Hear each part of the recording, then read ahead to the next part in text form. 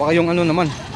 So yan mga sir, for today's video may gagawin na naman akong Ford Escape, so automatic, 2004.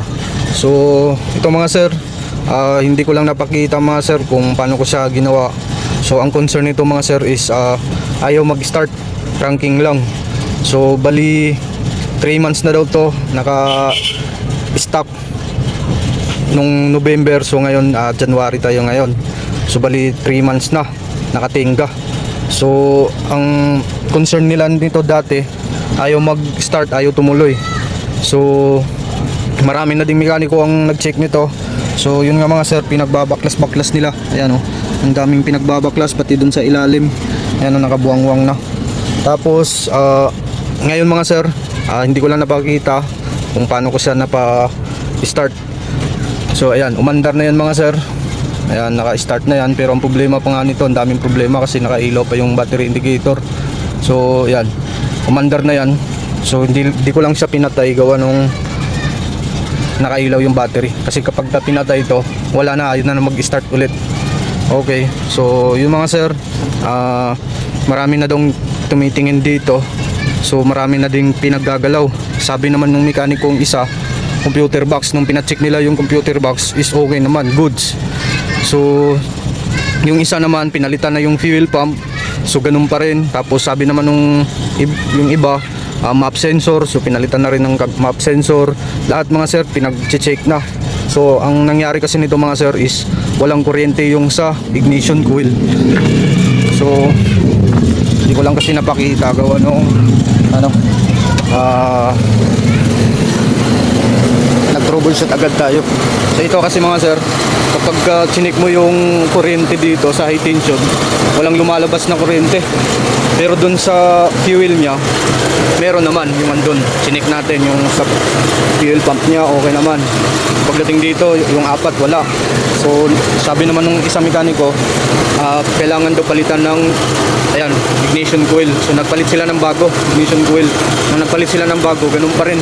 Ito map sensor, kung ano-ano na lang ang pinagpapalitan, pati computer box pinacheck, ganun pa rin, ayaw mag-start, tumuloy.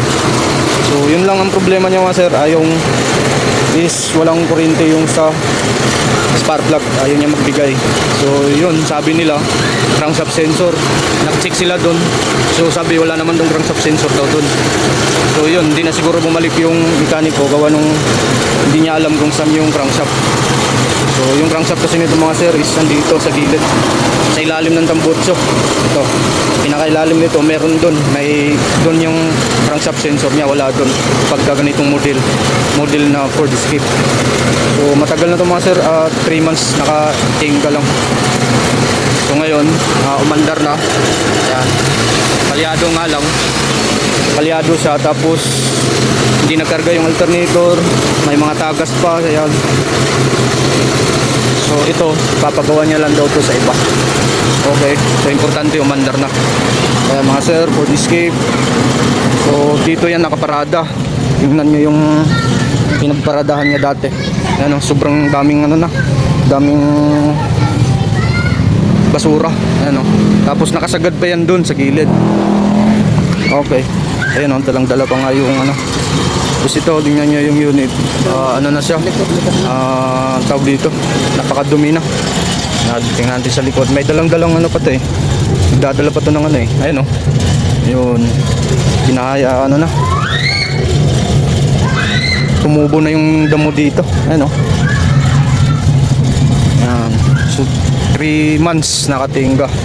So marami nang tumingin dito, so hindi nadali.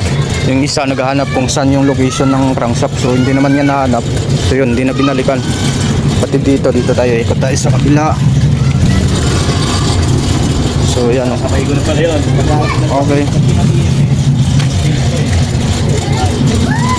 So yun mga sir, hindi ko lang napakita. Yan daming dun Yan pinagtatanggal-tanggal kasi may module dun. So sabi naman ng isa, ito daw yung computer box. So mali yung kasi yung computer box nito nandun sa harap, wala dyan. Tapos ito inamag na din. Nagkaamag-amag na. Yan, pati manibela. Ang ginawa natin dito is tinanggal ko yung crankshaft sensor, tapos nilinis ko yung socket, tapos inipit ko yung ano niya, yung socket niya, yung mga pin para pagka sinaksak di siya maglo-lose contact. So yun, pagkatapos doon ini-start umandar. Okay, so ito pala din yung pinagtatanggal nila. Ito lang. Ito yung isa na. Saan ba yung ano? Ayan. Ayan o. Hanggang umabot sila dito, pinagbabaklas na to, pinalitan ng pump, fuel pump. So nung nagpalit ng fuel pump, ganun pa rin. So ayan o. Tinanggal daw nila yung ito, yung sa central lock, kasi ito daw ang dahilan daw din kung bakit ayaw daw mag-start, redondo lang. Ayan o. Nagbabaklas ng, ewan ko kung sino nagbaklas nito, pero mas maganda naman din para malinis yung wiring. Okay. So yun, i-scan na din natin yung in-scan. So makikita nyo naman dyan sa screen natin mga sir kung ano yung lumabas na hindi pa siya umi-start. So wala namang code, hindi naman siya nagbibigay na crankshaft sensor ang sira. So kapag ka ganyan kasi walang kuryente, kahit hindi siya na-scan, so pwedeng alam naman natin kung sino ang nagbibigay ng kuryente. So wala namang iba kundi ang crankshaft sensor para mag-supply siya ng kuryente doon sa ignition coil. Okay, so walang lumabas sa scan ng crankshaft sensor, pero alam natin ang crankshaft sensor ang sira mga sir. So yun, solved na to. Yeah, next time sa sunod na lang daw niya ipapagawa tong battery indicator. So yun lang. Okay, solved. So ayan, try muna natin revolution. Try natin rev. So yun, nag-revolution naman. Natin rev.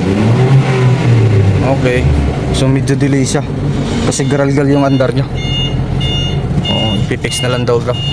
Okay.